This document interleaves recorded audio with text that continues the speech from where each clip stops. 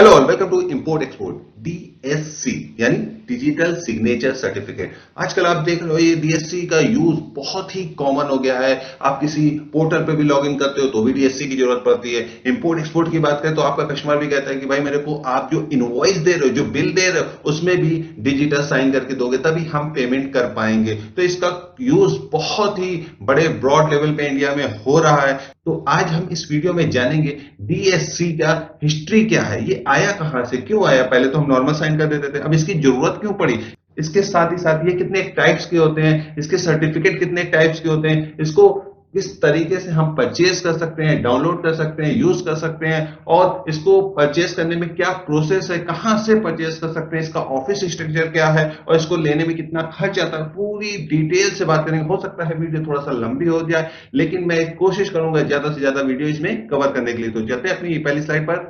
तो सबसे पहले समझेंगे कि इसकी जरूरत पड़ी कहां से, आखिर इसको लाना ही क्यों पड़ा है। किसी भी चीज को लाने के लिए कुछ ना कुछ रीजन होता है। क्या रीजन था इसको लाने में?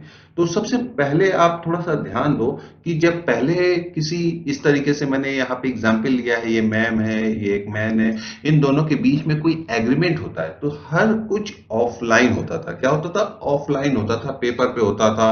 तो ये क्या करते थे, उसमें साइन और थंब लगाते थे, और जो दो एग्रीमेंट, दो लोगों के बीच में कोई भी तरीके का एग्रीमेंट होता था, दोनों उसमें साइन स्टैंप लगाने के बाद उसकी एक कॉपी अपने पास रख लेते थे और एक कॉपी इनके पास रह लेती थी। तो यानी कि जितने भी पार्टी इन्वॉल्व थे उनके पास एक एक कॉपी चली जाती थी। हर चीज हार्ड कॉपी फिजिकली होता था।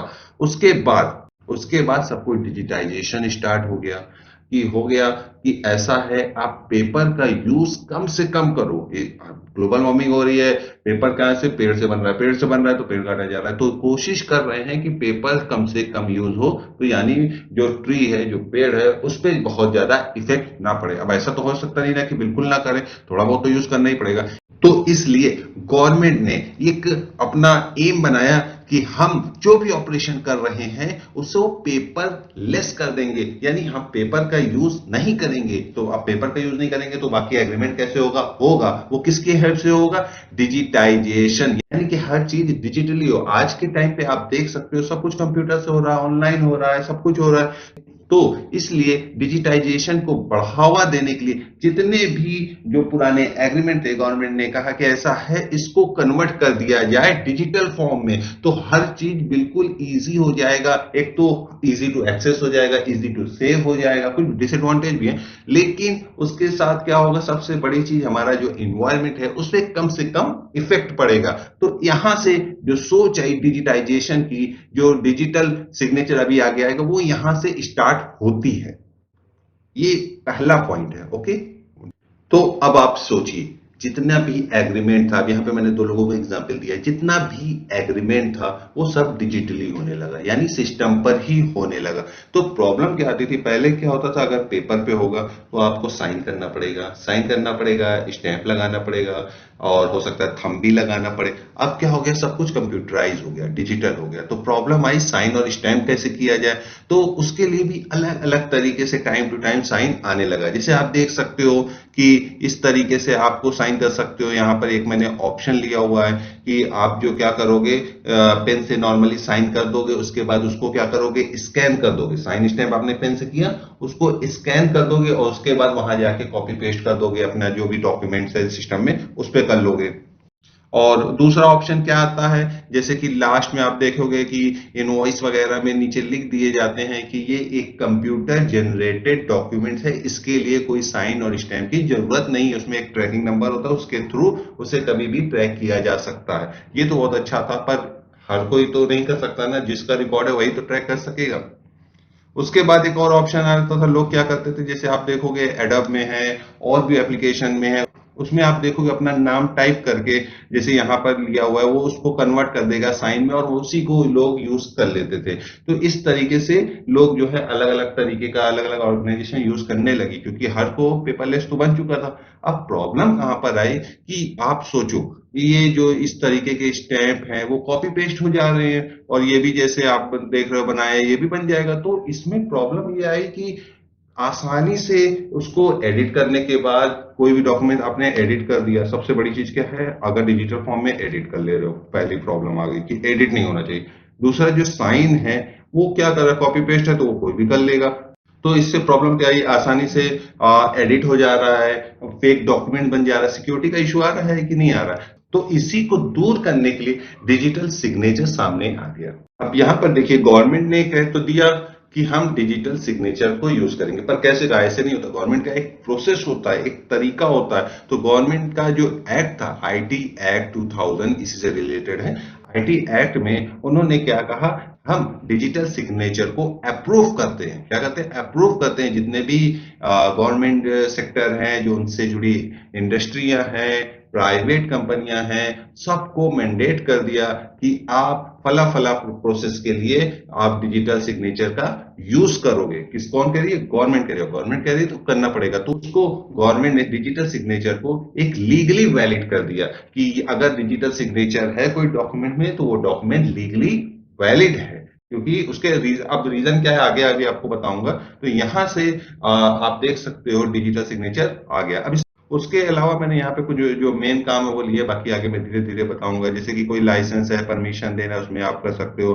कोई एप्लीकेशन फाइल कर रहे हो तो उसमें भी आपको ये दे सकते हो। यहाँ तक कि अगर पेमेंट ट्रांजेक्शन कर रहे हो उसमें भी डिजिटल सिग्नेचर का यूज होने लगा है। इसके अलावा जो सेंट्रल स्टेट गवर्नमेंट है वो क्या करने लगी, अब देखो कोई रूल आ गया तो सबसे चीज क्या है कि उसके लिए एक इंफ्रास्ट्रक्चर डेवलप करना पड़ेगा, एक ऑर्गेनाइजेशन बनाना पड़ेगा। इसको कंट्रोल कौन करे, गवर्नमेंट ने कह दिया, एक्ट बना दिया, लेकिन उसको, गवर्नमेंट का क्या काम है, लॉ को बना देना। उसको लागू करने के लिए कोई ऑर्गेनाइजेशन की जरूरत पड़ती जो उसके ऊपर करेगा। गवर्नमेंट सब पे तो नजर नहीं रख सकती ना। उसके लिए अब वो क्या करेगी, एक ऑर्गेनाइजेशन बनाएगी। ठीक है।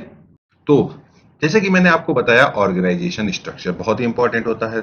तो गवर्नमेंट ने क्या कहा, आप इस चार्ट में देख सकते हो, आपको बहुत ही इजीली समझ में आएगा। आप इसका स्क्रीनशॉट भी रख सकते हो। जब कभी आप भूल जाओ तो एक बार देख लोगे तो आपको याद हो जाएगा। तो सबसे ऊपर है एमसीए, यानी मिनिस्ट्री ऑफ कॉर्पोरेट अफेयर्स। ठीक है। इन्होंने एक ऑर्गेनाइजेशन बनाया जिसे कह दिया सीसीए, यानी कंट्रोलर ऑफ सर्टिफाइंग अथॉरिटीज। अब ये क्या है, देखिए ये एक ऑर्गेनाइजेशन है। इनका काम ये नहीं है कि ये डिजिटल सिग्नेचर प्रोवाइड करेंगे। इनका काम है, इन्हें एमसीए ने इन्हें जो हिदायत दी, जो इन्हें बताया कि आप ढेर छोटे छोटे सीए बनाइए, यानी सर्टिफाइंग अथॉरिटीज बनाइए जो डिजिटल सिग्नेचर प्रोवाइड करेगी। अब एक ऑर्गेनाइजेशन पूरे इंडिया को तो नहीं संभाल सकता ना, तो इसीलिए उसने 6 सीए बनाए। आप यहाँ पर देख सकते हो। इनका काम क्या है कि वो जो ऑर्गेनाइजेशन है, वो जो रूल हमने बनाया है वो फुलफिल करे, उनको फुलफिल कराना, ये इनका काम है सीसीए का। तो सीसीए सेकंड पे आ गया और सबसे नीचे आ गया सीए। ठीक है। अब सबका अलग अलग काम है सर डिजिटल सिग्नेचर से रिलेटेड। तो आप देख सकते हो आईआरबीटी, ई मुद्रा, कोड सॉल्यूशन, सॉफ्ट इसके, टीसीएस का नाम आपने सुना होगा, एनआईए। तो ये सारे प्राइवेट सेक्टर है जो गवर्नमेंट के साथ मिलकर इस तरीके की सर्विस प्रोवाइड करते हैं। ठीक है।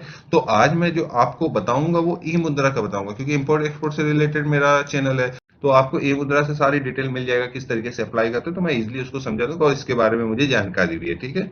तो सबसे पहले क्या है, डिजिटल सिग्नेचर है क्या? देखिए वो एक टाइप का सिग्नेचर है। एक टाइप का सिग्नेचर है। जैसे कि आप यहाँ पे ये डॉक्यूमेंट्स मैंने दिया हुआ है, आप देख सकते हो। यहाँ पर वो क्या करेंगे, अपना सिग्नेचर लगा देगा। सिग्नेचर लगाने के बाद वो डॉक्यूमेंट एडिट नहीं हो सकता, पहली चीज। दूसरी चीज क्या है, जब आप सिग्नेचर पे क्लिक करोगे तो आपको एक विंडो पॉपअप होगा। जैसे एडोब रीडर में तो अब इनबिल्ट सिस्टम आ गया है, तो उसमें एक विंडो ओपन होगा। आप कभी भी क्लिक करके देखना, तो उसमें सारी डिटेल मिल जाएगी, किसके नाम से रजिस्टर्ड है, किसने इससे सिग्नेचर दिया, किस टाइम पे किया, सारी डिटेल आपको वहां से मिल जाएगी उसके रिलेटेड। और दूसरा आ जाता है मेल को इनक्रिप्ट करना, यानी आप कुछ ऐसा मेल भेजो या आप ई टेंडरिंग कर रहे हो तो वो काफी इनक्रिप्ट कर देगा। अब उसके बाद आता है फीचर्स। अब फीचर्स क्या क्या होते हैं इसके, तो सबसे पहला होता है ऑथेंटिकेशन। अब ये क्या होता है, देखिए इसका मतलब, ये जो सर्विस है, इसका मतलब जो रिसीवर को जो डॉक्यूमेंट्स मिला है, जो मैसेज मिला है, उसको ये कंफर्म हो गया ना। क्या कंफर्म हो गया कि जिसने भेजा है वो उसके ही तरफ से आया है, उसे एडिट करने की कोशिश नहीं की गई और वो बिल्कुल इंटैक्ट है। ठीक है। उसके साथ साथ जैसे कि मैंने बताया, आप सिग्नेचर पे आप क्लिक करोगे तो आपको डेट टाइम भी मिल जाएगा, और किस तारीख को फला फला बंदे ने, किसने इसको सर्टिफाइंग किया है, पूरी डिटेल के साथ मिल जाएगा। और एडिट करना बहुत ही टफ होता है, एडिट वैसे होता ही नहीं है। तो जैसे ही वो आप उस पर क्लिक करेंगे वो ओपन होगा, ऑथेंटिकेट हो जाएगा। अगर नहीं हो पाएगा तो आपका नीचे फेल का निशान भी बन जाता है। सबके अलग अलग सर्विसेज होती है, उसी तरीके से वो वर्क करता है। दूसरा आ गया इंटीग्रिटी। अब ये जो टेक्निक यूज करता है वो क्रिप्टोग्राफिक टेक्निक यूज करता है, मतलब जो आप ई टेंडरिंग में आप ज्यादा देखोगे इसको, या ये ऑक्शन में आप देख सकते हो, वो जो ऑर्डर जा रहा है वो पूरी तरीके से इनक्रिप्ट कर दे, कोई उसे देख ही नहीं पाएगा उसको, जब उसको, और उसके अलावा वो बिल्कुल उसको भी कोई चेंजेस करना मुमकिन नहीं है, पूरी तरीके से वो डिकोड कर ही नहीं सकता कोई। और उसके बाद एक और आता है आप नॉन रिपीटेशन। अब ये क्या है, देखिए जैसे क्या होता है, सबसे बड़ी प्रॉब्लम होती है, अब आपने साइन स्टैम्प कर दिया, अब अगर हार्ड कॉपी की बात करो तो आपने साइन किया था, स्टैम्प लगा दिया था, थंब लगा दिया था, तो आप पक्का हो जाता, पर यहाँ डिजिटल की बात हो रही, तो डिजिटल के आपने सपोज कि साइन कर दिया, अब आप पीछे नहीं पलट सकते बाद में कि नहीं नहीं मैंने नहीं किया था उसमें, क्योंकि सारी डिटेल है वो कोई और आपके अलावा कर ही नहीं सकता।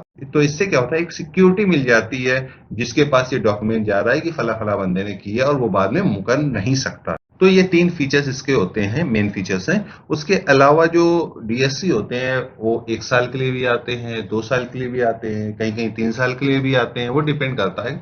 लेकिन वो जो भी आएगा ना वो एक प्लान के साथ आएगा, कोई फला तारीख तक वो एक्सपायर हो जाएगा, उसके बाद आपको उसे रिन्यू कराना पड़ेगा। क्या कराना पड़ेगा? रिन्यू कराना पड़ेगा, ठीक है? उसके बाद आता है डीएससी सर्विस टाइप, यानी कि ये जो सर्टिफिकेट है, जो सर्टिफिकेट की बात कर रहे हैं कि वो किस किस टाइप का होता है, क्योंकि जब आप ऑर्डर करोगे तो आपको पता होना चाहिए ना कि आप कौन सा करने जा रहे हो। तो यहाँ पर मैंने 3 का ऑप्शन दिया है, आप देख सकते हो कि आपको यह लोगे, आपको सिर्फ सिग्नेचर पर्पज से लेना है तो आप ये वाला ले सकते हो, इंक्रिप्शन के लिए लेना है यानी कि ई ऑप्शन वगैरह में जैसे मैंने आपको बताया आप ये ले सकते हो, और आप चाहते हो नहीं मैं एक ऐसा डोंगल लो जिसमें ये दोनों सर्विस प्रोवाइड हो, तो आप बोथ पे भी जा सकते हो। सबके अलग अलग चार्जेस होते हैं, वो मैं आगे बताऊंगा।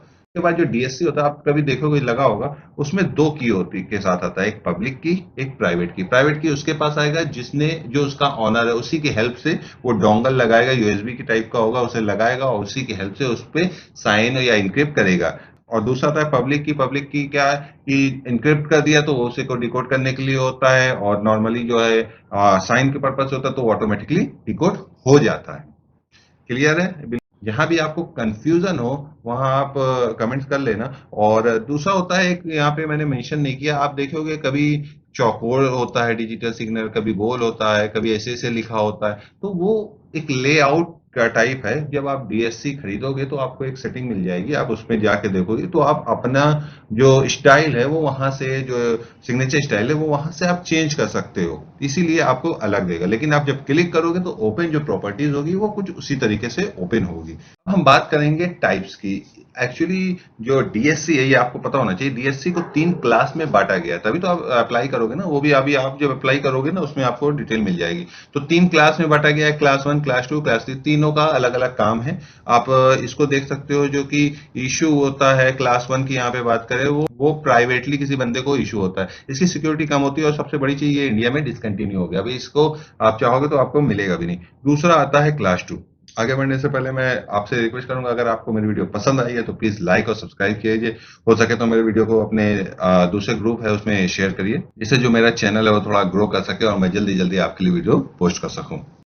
तो दूसरा होता है क्लास 2। अब क्लास 2 में क्या है, सबसे पहली चीज क्या है, ये इशू किसको होता है, तो ये कंपनी का जो डायरेक्टर है उसे इशू होगा, या वो चाहे तो किसी एम्प्लॉय के बेसिस पे भी उसको इशू करा सकता है कि फला बंदा इसके रिस्पॉन्सिबल है तो इसके नाम से इशू कर दो, ये भी हो सकता है। लेकिन जब वो रिजाइन करके जाएगा तो उसको रिवोक भी कराना पड़ेगा, दूसरा बंदा उस कंपनी का वो चीज नहीं यूज कर सकता, ये रूल है। पर रूल कितना फॉलो होता है वो आप भी जानते हो, ठीक है। दूसरा आता है सिक्योरिटी। तो यानी अगर सिक्योरिटी की बात करें तो ये क्लास 1 से बेहतर सिक्योरिटी प्रोवाइड करता था, अब उससे महंगा भी था और बेहतर सिक्योरिटी भी प्रोवाइड करता था। उसके बाद इसका काम ऐसे बहुत चीजों में होता है, आजकल तो हर चीज में हो रहा है, पर कुछ का मैंने एग्जाम्पल लिया है, जीएसटी का रजिस्ट्रेशन कराना है, एससी रजिस्ट्रेशन कराना है, इनकम टैक्स फाइलिंग करना है, और ईपीएफ की साइट पे आपको कराना है, उसमें भी आपको इसका क्लास 2 का लेवल का यूज हो जाएगा। लेकिन वैसे भी क्लास 2 बंद हो गया, पर आपको पता होना चाहिए, मैं इसलिए बता रहा हूँ, जैसे अब आप देखोगे किसी कंपनी में जाओगे तो वो अभी भी वो क्लास 2 का यूज कर रहे हो, क्योंकि उनका पहले का इशू हुआ, रिन्यू करा रहे हैं, हो भी रहा है। लेकिन अगर क्लास 2 आप नया इशू कराओगे किसी ऑर्गेनाइजेशन के लिए तो नहीं हो पाता। और तीसरा आता है क्लास 3 जो अभी भी वैलिड है, पहले ही आपको बता दूं।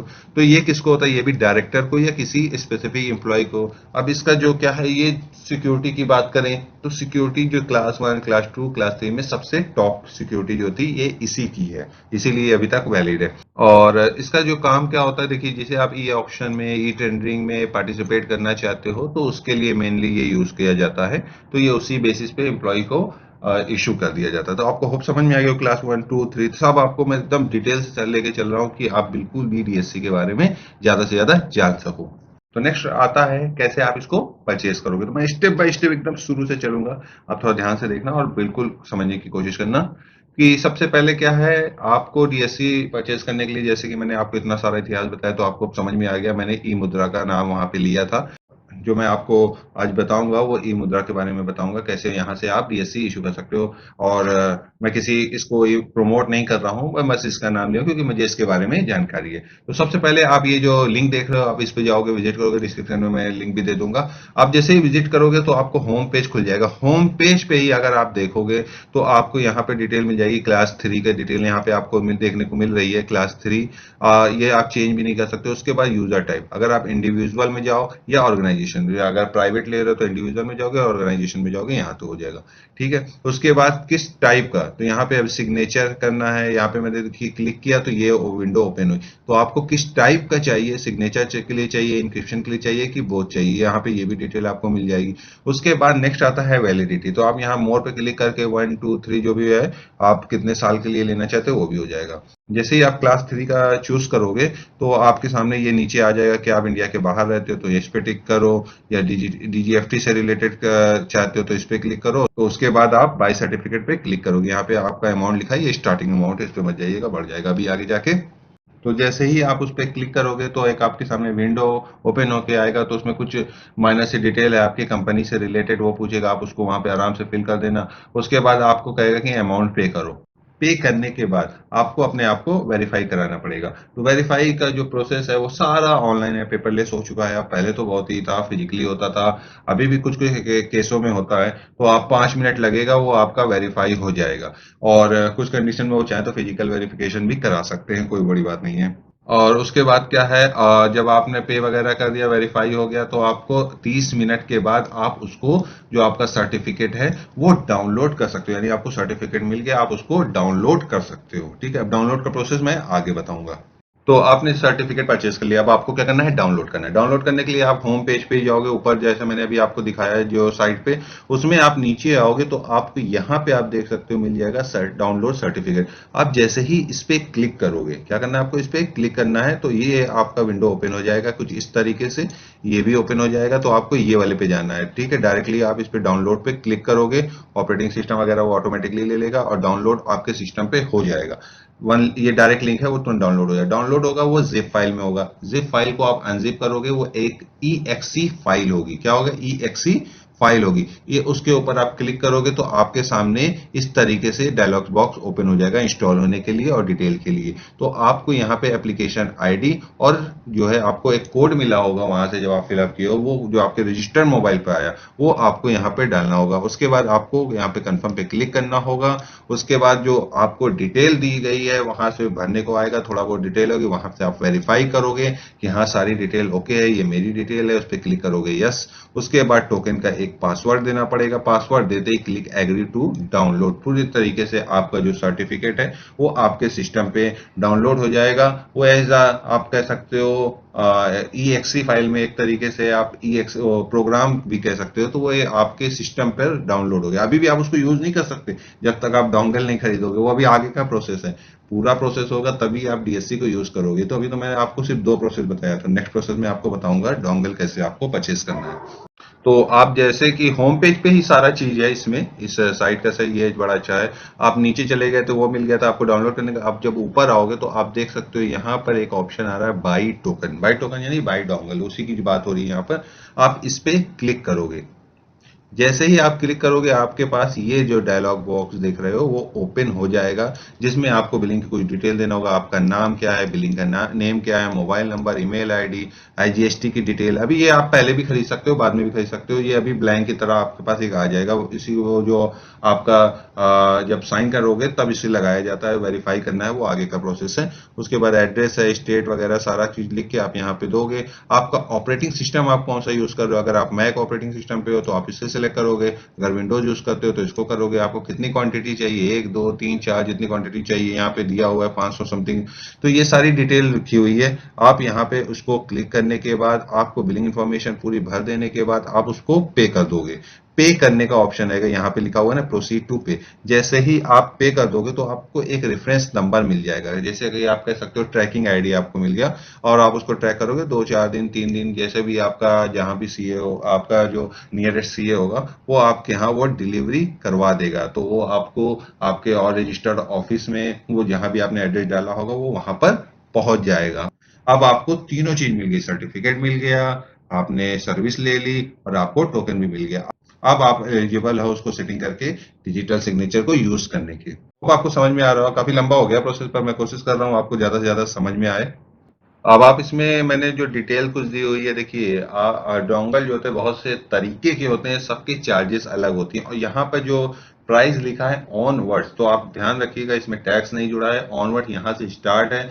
जैसे जैसे आपका ऑर्गेनाइजेशन है हर चीज पे डिपेंड करता है, वो प्राइस ऑटोमेटिकली बढ़ता जाएगा। आप जैसे ही क्लिक करोगे ना इस साइट पे, ई मुद्रा पे, तो ये एक प्राइवेट सेक्टर की साइट है, वो ऑटोमेटिकली आपको कॉल कॉल करेंगे और आपको खुद ही फॉलो अप करने लगेंगे। वो आपको सारा प्रोसेस बताएंगे, सारा प्राइस बताएंगे, सारा पैकेज बताएंगे और आपको बहुत सा गाइड भी करेंगे, क्योंकि उनको सेल करना है, वो उनका सेल्समैन आपके पीछे लगे। ये तो अच्छी है ना कि आसानी से हो जाएगा, इसीलिए प्राइवेट सेक्टर हर चीज होना बहुत अच्छा है। गवर्नमेंट, और अगर ये गवर्नमेंट सेक्टर के हाथ में होता तो 10 बार दौड़ना पड़ता, गांधी जी के चलता, ये चलता, वो जगह बनोटंगी होती है। खैर, तो आप यहाँ पर देख सकते हो, आप मल्टीपर्पज डिजिटल सिग्नेचर ले सकते हो, एमसीए के लिए ले सकते हो, इनकम टैक्स फाइलिंग करना है तो इसके लिए लेना पड़ेगा। ई टेंडर के लिए कॉम्बो का डीएससी है, आप इतना चार्जेस लगेगा। फॉरेन ट्रेड के लिए, जीएसटी के लिए, ईपीएफ के लिए, सबके लिए अलग अलग सर्विस है। आप किस तरीके का लेना चाहते हो आप यहाँ पॉज करके आप देख लेना, सारा मैं ऐसे समझाऊंगा नहीं। तो होप आपको वीडियो पसंद आई तो प्लीज लाइक और सब्सक्राइब कीजिए। Thanks for the watching.